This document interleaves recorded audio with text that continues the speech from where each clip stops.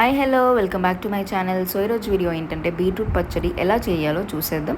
So ఎవరైతే beetroot తినరో ఇలా పచ్చడి చేసుకుంటే మాత్రం చాలా బాగుంటుంది.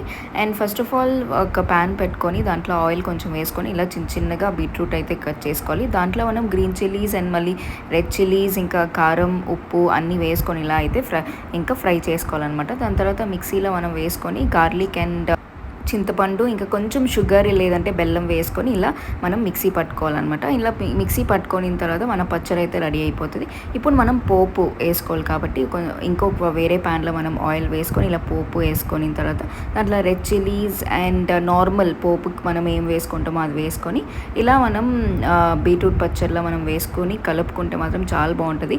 నేనైతే ఆ రోజు పప్పు చేసుకున్నాను. సో పప్పు అండ్ బీట్రూట్ పచ్చడి అయితే కాంబినేషన్ అయితే చాలా బాగున్నాను. అండ్ పప్పు ఇంకా బీట్రూట్ అయితే నిజంగా ఆ రోజైతే చాలా బాగా వచ్చింది. అండ్ మీరు కూడా తప్పకుండా ట్రై చేయండి.